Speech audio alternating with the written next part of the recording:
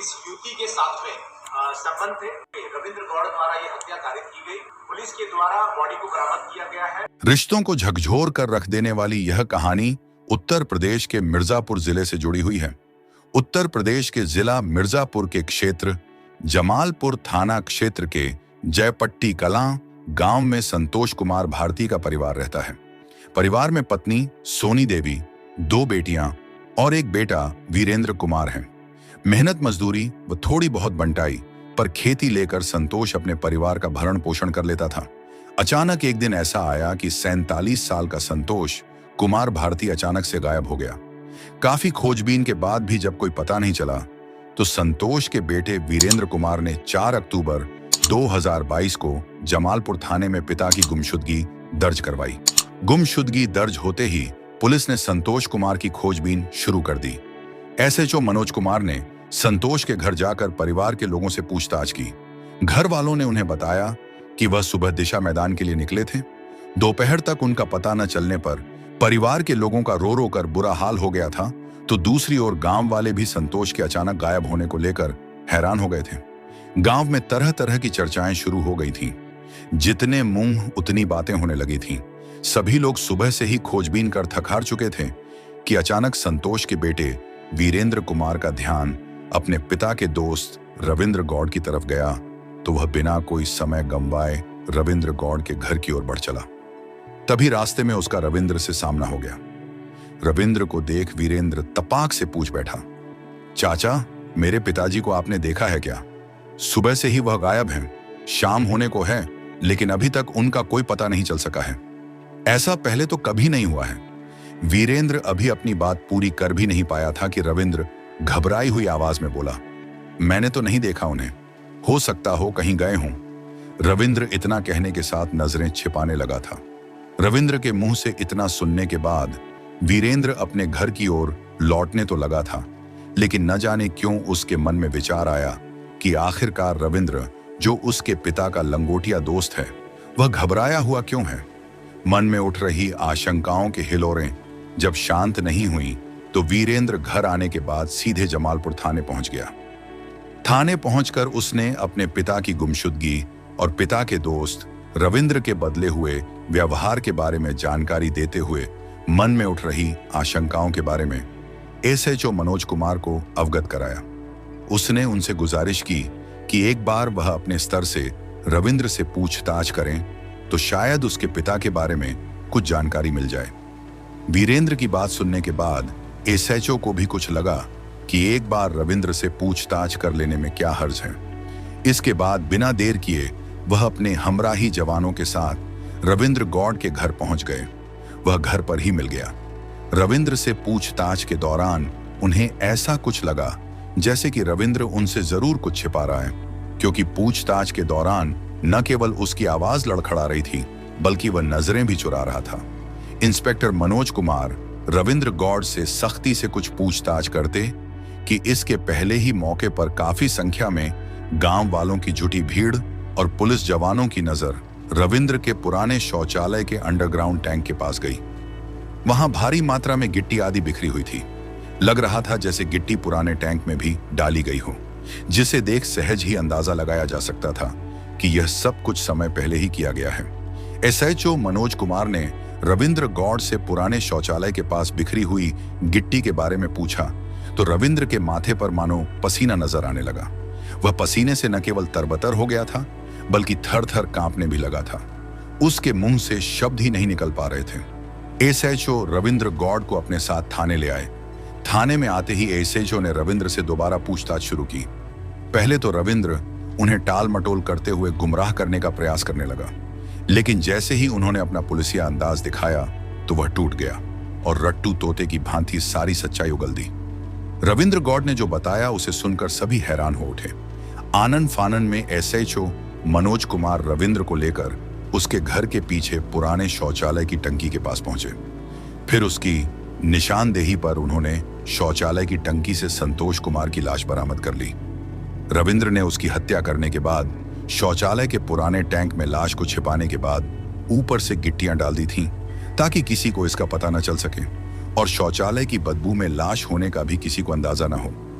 लेकिन कहते हैं ना कि अपराध ज्यादा दिन छिपाए नहीं छिपता है, उसका भांडा फूटता ही है। ऐसा ही कुछ रविंद्र के साथ भी हुआ। मौके पर रविंद्र के मकान के शौचालय के टैंक से गायब संतोष कुमार की लाश मिलने की खबर पूरे गांव में न केवल जंगल की आग की तरह फैल गई थी, बल्कि मौके पर मौजूद लोग भी आक्रोशित हो गए थे और उन्होंने रविंद्र व पुलिस पर पथराव कर दिया। इस दौरान पुलिस ने लाठीचार्ज कर किसी तरह भीड़ को तितर-बितर किया।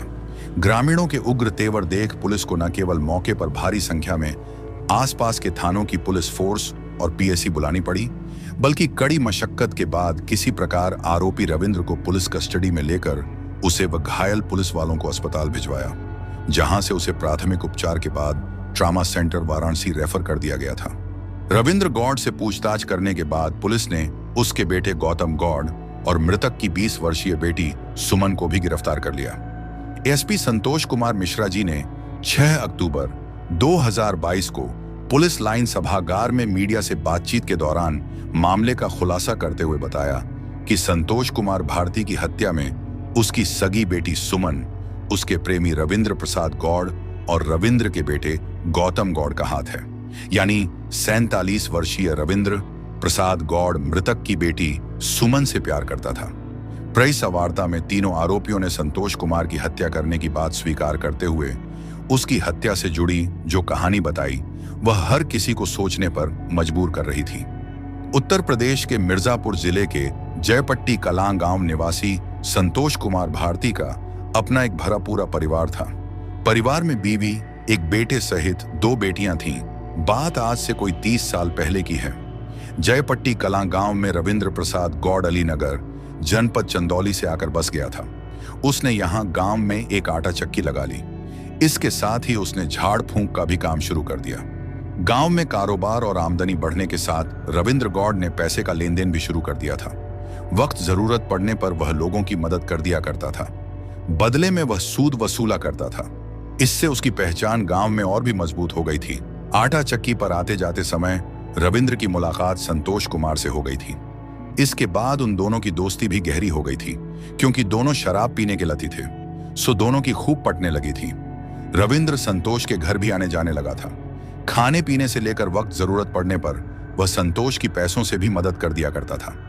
संतोष के घर बराबर आने जाने के दौरान रविंद्र न केवल उसके पूरे परिवार से घुल मिल गया था, बल्कि संतोष के परिवार पर रविंद्र की बुरी नजर भी टिक गई थी। खास करके वह संतोष की पत्नी के प्रति बुरा भाव रखने लगा था। लेकिन इसमें जब वह सफल नहीं हो पाया तो उसने अपनी आंखें संतोष की सयानी होती बेटी सुमन पर गड़ा दी थी। 20 वर्षीय सुमन उम्र के ऐसे पड़ाव पर पहुंच चुकी थी कि उसके बदन को देखकर रविंद्र अपना आपा खो बैठता था। लेकिन उसे ऐसा कोई अवसर नहीं मिल पा रहा था जब वह अपने मन की बात सुमन से कह सके। अपनी उम्र से आधी उम्र की बेटी समान सुमन को पाने की ख्वाहिशों में वह इस कदर पागल और दीवाना हो गया था कि अक्सर संतोष के घर किसी न किसी बहाने पहुंच जाया करता था। कभी पानी के बहाने तो कभी अन्य बहानों के जरिए वह सुमन को छू लिया करता था। पहले तो सुमन उसे नजरअंदाज करती रही, क्योंकि वह उसे चाचा कहती थी। सुमन उम्र के उस पड़ाव पर पहुंच चुकी थी जो हर इशारों और स्पर्श को समझ सकती थी। एक दिन की बात है, घर में आटा न होने पर सुमन रविंद्र की आटा चक्की पर आटा लेने के लिए पहुंच गई थी, जहां संयोग से रविंद्र ही अकेला था। आटा देने के बहाने उसने सुमन के हाथों को अपने हाथों में थाम लिया, लेकिन सुमन झट से उसका हाथ झटक कर हंसते हुए अपने घर को लौट गई थी। रविंद्र की हर हरकत सुमन के दिमाग में घूमती रही और वह मंद मंद मुस्कुराती रही। उसे लगने लगा था कि रविंद्र उसकी ओर आकर्षित है। इशारों ही इशारों और हाथों के स्पर्श से शुरू हुआ प्रेम प्रसंग का यह खेल अब छिप छिप कर मिलने तक पहुंच चुका था। दोनों की मोबाइल पर काफी देर तक बातें भी होने लगी थीं। कहते हैं इश्क और मुश्क छिपाए नहीं छिपता है। कुछ ऐसा ही रविंद्र और सुमन के साथ भी हुआ। रविंद्र जहां अक्सर संतोष के घर आ धमकता था, तो सुमन भी आटा इत्यादि के बहाने रविंद्र की चक्की पर पहुंच जाया करती थी। भले ही सुमन रविंद्र से आधे उम्र की थी, लेकिन उन दोनों की हरकतों के चर्चे अब पूरे गांव में होने लगे थे। आखिरकार होते भी क्यों ना, रविंद्र शराबी होने के साथ साथ मनचला भी था। गांव की महिलाओं को वह बुरी नजरों से देखता था, जिससे औरतें उसे अय्याश कहा करती थीं। गांव में रविंद्र और सुमन को लेकर होने वाले चर्चे की कान खबर जब संतोष और उसके परिवार के लोगों को हुई तो वे भी सकते में पड़ गए। एक रात संतोष की पत्नी सोनी ने पति से कहा, अब हमारी बेटी सुमन सयानी हो गई है। रविंद्र का हमारे घर आना जाना हमें भी बुरा लगता है। गांव के लोग तो उलटी सीधी बातें कर ही रहे हैं। क्यों ना कोई अच्छा सा घरवार देखकर बिटिया की शादी कर दे।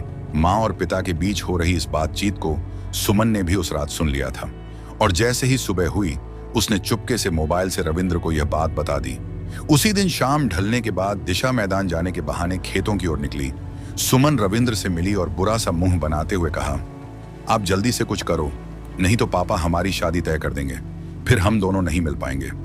आखिरकार दोनों मिलकर संतोष को ही अपने रास्ते से हटाने का प्लान बना लेते हैं और प्लान बनाने के बाद दोनों अपने अपने घरों को वापस आ जाते हैं। घर लौटने के बाद रविंद्र संतोष को हमेशा के लिए रास्ते से हटाने के लिए सही मौके की तलाश करने लगता है। आखिरकार वह दिन भी करीब आ गया और 4 अक्टूबर 2022 की सुबह संतोष जब दिशा मैदान से घर लौट रहा था तभी रविंद्र ने संतोष को चाय पीने के बहाने अपने घर बुला लिया। रविंद्र की गहरी साजिश से अनजान संतोष रविंद्र के घर पहुंच गया। संतोष जैसे ही रविंद्र के घर गया तो मौका मिलने पर रविंद्र ने उसके सिर पर लोहे की रॉड से हमला कर उसकी हत्या कर दी। संतोष की हत्या करने के बाद रविंद्र ने अपने बेटे गौतम की मदद से शव को घर के पीछे पुराने शौचालय के टैंक में छिपा दिया। किसी को पता न चल सके इसलिए वहां ढेर सारी गिट्टी भी डाल दी थी। टैंक में लाश छिपाकर रविंद्र बेफिक्र हो गया था।